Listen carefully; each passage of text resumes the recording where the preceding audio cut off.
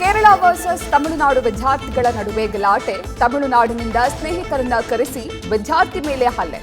ಗಲಾಟೆ ಮಾಡಿ mobile, bike, laptop ಕದ್ದಿದ್ದವರು lock.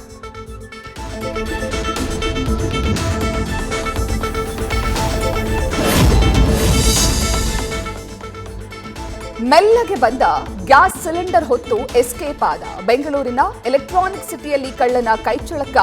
ಮನೆಯ ಕಾಂಪೌಂಡ್ ಒಳಗೆ ನುಗ್ಗಿದ ಕೃತ್ಯಕ್ಕೆ ಸಿಸಿಟಿವಿ ಸಾಕ್ಷಿ.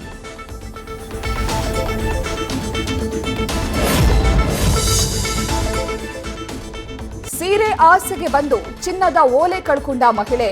ಕೆಆರ್ಪುರದ ಕಾಂಗ್ರೆಸ್ ಪಕ್ಷ ಸೇರ್ಪಡೆ ಕಾರ್ಯಕ್ರಮದಲ್ಲಿ ಘಟನೆ. ಬಂಗಾರದ ಓಲೆ ಕಳೆದುಕೊಂಡು ಮಹಿಳೆಯ ಗೋಳಾಟ.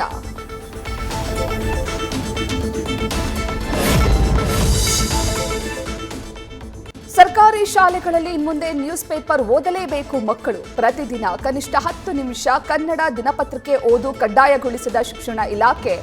ಮೊಬೈಲ್ ಚಟ ತಗ್ಗಿಸಲು, ಭಾಷಾ ಕೌಶಲ್ಯ ಹೆಚ್ಚಿಸಲು ಈ ನಿರ್ಧಾರ.